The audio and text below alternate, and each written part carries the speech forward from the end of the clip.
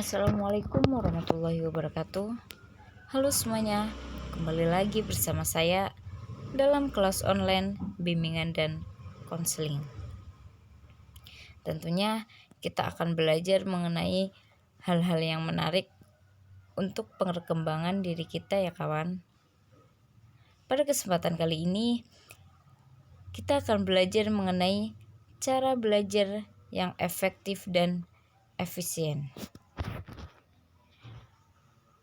Apa sih yang dimaksud dengan itu? Cara belajar yang efektif dan efisien merupakan metode atau cara belajar seseorang untuk mencapai tujuan dalam pembelajaran yang diinginkannya. Jadi maksudnya adalah belajar yang efektif dan efisien itu cara seseorang untuk belajar agar dapat memahami materi, teori, dan lain sebagainya.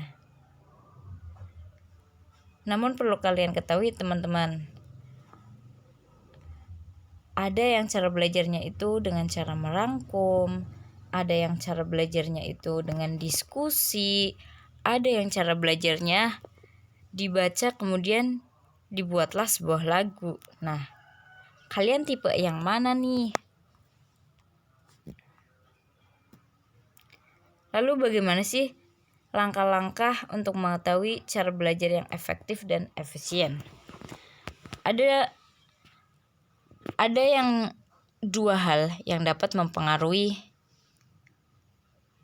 cara belajar seseorang nih teman-teman. Yang pertama, faktor internal.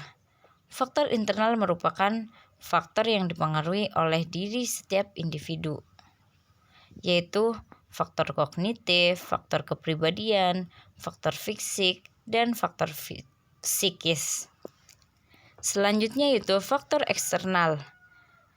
Faktor eksternal merupakan faktor yang dipengaruhi oleh di luar diri seseorang, yaitu seperti faktor lingkungan maupun faktor keluarga. Nah, mari kita bahas satu persatu. Ini faktor internal itu terbagi menjadi dua hal, yaitu faktor psikis dan faktor fisik. Yang pertama, faktor fisik. Faktor fisik di sini dapat dipengaruhi oleh faktor kesehatan dan faktor kesempurnaan tubuh seseorang. Setiap manusia itu memiliki tubuh masing-masing. Allah itu menciptakan manusia, ada yang fisiknya sempurna dan ada yang fisiknya kurang sempurna. Nah, buat kalian yang sudah diciptakan memiliki fisik yang sempurna, harusnya kalian banyak bersyukur ya. Dan kemampuan kalian itu harus melebihi dari mereka yang kekurangan fisik. Dan buat kalian yang memiliki fisik yang kekurangan, gak usah khawatir. Allah sudah menciptakan kemampuan lain dalam diri kamu agar kamu bisa memiliki prestasi yang bagus. Yang kedua yaitu faktor kesehatan. Faktor kesehatan ini bisa termasuk faktor fisik ya teman-teman. Sehat merupakan faktor utama agar seseorang bisa melakukan sesuatu. Jadi buat kalian yang memiliki kesehatan, jagalah kesehatan kalian, karena dengan sehat pastinya kalian bisa bebas melakukan apapun yang kalian inginkan. Tapi ketika kalian sakit, maka untuk bergerak saja kalian tidak bisa. Lanjut, untuk faktor fisik. Untuk faktor psikis. Yang pertama yaitu faktor intelektual. Faktor intelektual ini biasanya dipengaruhi oleh kemampuan dan bakat seseorang. Nah, kemampuan atau bakat seseorang ini biasanya sudah tertanam dalam diri seseorang. Jika kalian mudah mempelajari materi matematika dan sulit untuk mempelajari materi bahasa, disitulah kemampuan kalian. Disitulah dapat dinilai bahwa kemampuan kalian sebenarnya itu lebih ahli di bidang matematika. Sedangkan dalam bidang bahasa, kalian itu minim. Jadi ketika kalian tahu bidang mana yang kalian lebih memiliki bakat, ya kalian harus belajar di bidang itu. Jika kalian lebih dominan di bidang seni, ya harus pelajari bidang itu agar kalian lebih bisa mengembangkannya. Namun untuk bidang yang lainnya, kalian juga harus tetap mempelajari agar kalian mendapat ilmu dan wawasan yang sangat banyak. Kemudian faktor intelektual. Yang pertama, faktor intelektual ini dapat dilihat dari minat seseorang. Yang kedua, kebutuhan seseorang. Yang ketiga, ambisi atau cita-cita seseorang. Yang keempat, gaya belajar seseorang. Yang kelima, kebiasaan belajar dan emosi seseorang. Lanjut.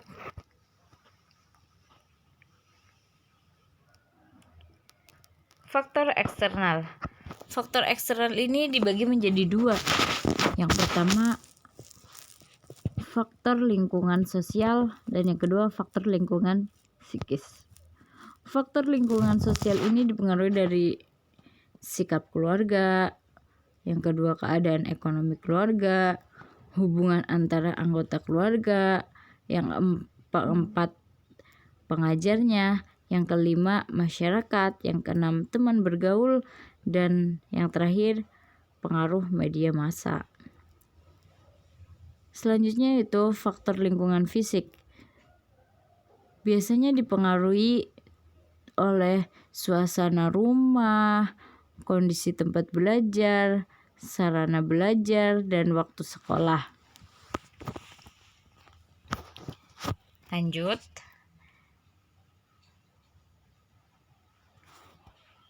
Lalu, bagaimana sih teknik belajar agar efektif dan efisien?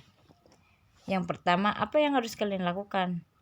Yaitu mengumpulkan dan mengelompokkan bahan yang harus dipelajari. Setelah mengumpulkan bahan yang harus dipelajari, kemudian kalian harus meluangkan waktu atau membuat jadwal belajar. Yang ketiga, bersikap optimis dan berpikir positif. Ketika belajar, kalian harus bersikap optimis bahwa kalian itu bisa untuk mempelajari materi yang akan kalian pelajari. Yang keempat, membuat chunking agar tidak menumpuk pekerjaan. Jadi kalian harus mengerjakan satu persatu pekerjaan kalian, jangan sampai menumpuk. Yang efektif. Jadi kalian bisa membaca buku, kemudian atau melihat tutor video seperti ini, atau bisa juga membaca-baca. Kemudian yang terakhir bisa juga berdiskusi dengan teman kalian. Selanjutnya itu segera melakukan belajar dan tidak menunda-nunda.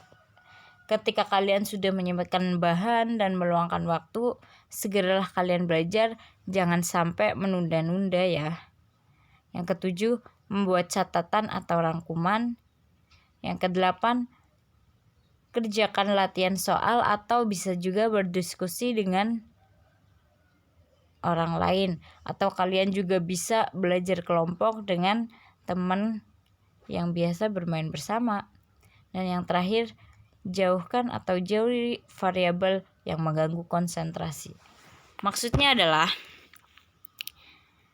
fokuslah untuk belajar.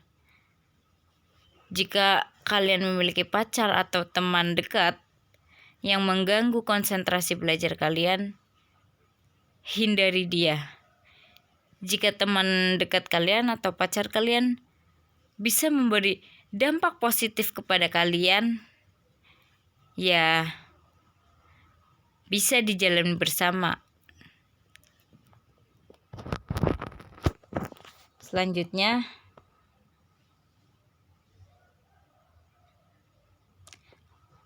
lalu bagaimana sih agar dapat belajar secara efektif dan efisien? Yang pertama, kalian harus merencanakan tujuan yang ingin dicapai. Jadi, yang paling utama itu kalian itu harus memiliki tujuan yang ingin dicapai.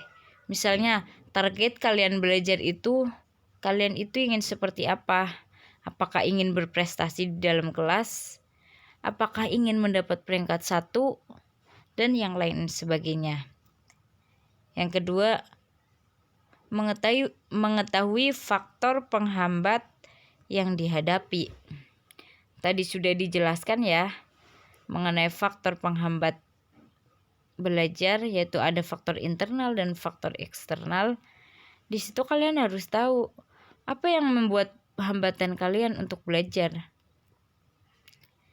Yang ketiga, memiliki metode untuk belajar. Nah, tadi juga sudah dijelaskan. Kalian, setiap individu itu punya metode atau caranya masing-masing untuk belajar. Terserah kalian mau pakai tipe belajar yang mana, asalkan itu mampu dan baik untuk kalian, silahkan gunakan cara itu. Yang terakhir yaitu komitmen. Ini hal yang paling penting ya teman-teman. Komitmen merupakan faktor terpenting dalam belajar. Kenapa? Jika kalian sudah menjalani semua 3 rangkaian tadi, cukup komitmen, insya Allah kalian belajar.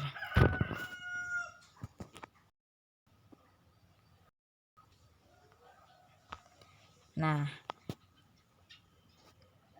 cukup sekian ya teman-teman. Jangan lupa kalau ada pertanyaan, silahkan komen di bawah ini. Terima kasih. Wassalamualaikum warahmatullahi wabarakatuh.